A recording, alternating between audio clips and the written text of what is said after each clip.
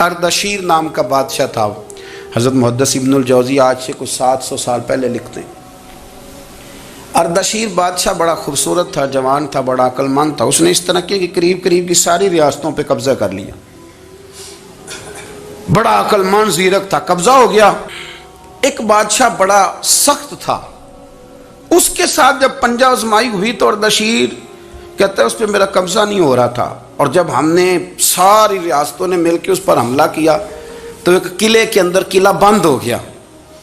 Ardashir بڑا خوبصورت آدمی تھا، بڑا سمجھدار تھا، تو وہ بادشاہ قلعہ بند ہو گیا. اس نے کہا نکلنا ہی نہیں. اب وہ اندر بند ہے، یک بارگی حملہ کیا تو وہ بڑا قلعہ تھا اس میں بند ہو گیا. اس بادشاہ کی نا جس پر حملہ کیا، اس کی بیٹی اچانک ایک دن قلعے کی دیوار پہ چڑھی تو اردشیر کے حسن و جمال کو دیکھا تو عاشق ہو گئی، اور اپنے ہی باپ کے خلاف اسے کہنے لگی کہ اگر تو میرے ساتھ شادی کا وعدہ کرے نا تو میں تجھے رستہ بتاتی ہوں حملہ کرنے کا. اس نے کہا میرا وعدہ رہا، تو رستہ بتا. اس نے رستہ بتایا اس لڑکی نے، اور بادشاہ نے حملہ کیا تو اس کا باپ قتل کیا، اس علاقے پہ قبضہ کیا شادی کے وعدے پر. ہاں نفسانی خواہش بندے کو اندھا کر دیتی، نہیں سمجھ آتی اس کو میں کدھر جانا ہے، اندھا کر دیتی. حملہ کیا، اور جب اس لڑکی کو لے کے آیا نا اپنے محل میں،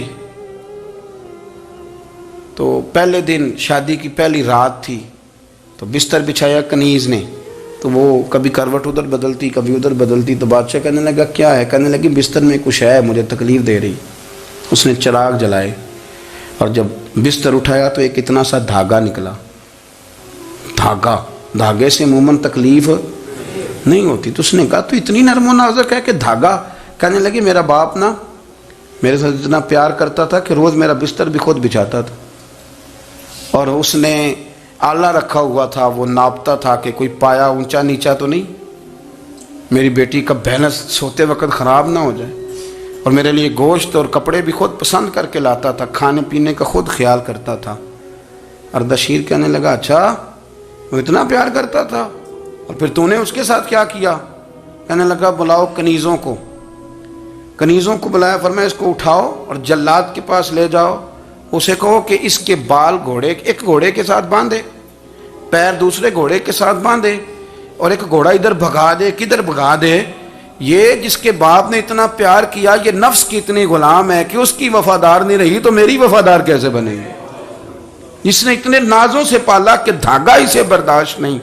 او یارو یاد رکھو، اگر نفس کی غلامی کرو اور بڑے وفاداروں کو چھوڑ کے غلامی کرو تو پھر کہو وفادار مل جائیں. کوئی بول اب لڑا نہ بول بیٹھی ہوں دے خسم ناراض بڑ بولیاں دے، کہاں سر کھائے تے بلبل ٹھنڈ پائے.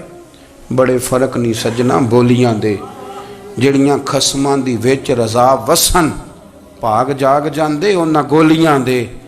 آپ ادلیاں نو سردار پین تکے تے شرما والیاں نو چوٹے ڈولیاں دے. اپنے نفس کے پیچھے چلو گے تو یہ تباہی ہے. جب ہم نے کسی سے وفا نہیں کی تو یہ کیا امید ہوئی کہ دنیا ہم سے وفا کرے گی؟ اللہ رسول کی مرضی کے مطابق اصول پسند زندگی بنائیں، ایک ایک کر کے اپنی خواہشات سے پیچھے ہٹیں، تھوڑے پہ گزارا کرنا سیکھیں، اپنے نفس کو سمجھائیں. ضروری نہیں کہ روٹی ہر وقت مزے کے لیے کھائی جائے، کبھی کمر سیدھی کرنے کے لیے خشک روٹی بھی کھا کے دیکھو، کبھی سادہ کھانا اس پہ بھی اکتفا کرو، کبھی تھوڑا کھر کے اچھے طریقے سے سادے کمرے میں بھی اللہ کو یاد کر کے دیکھو. نفس کے پیچھے نہ بھاگیے گا، تباہی کرے گا. رب کریم سمجھنے کی توفیق رفیق.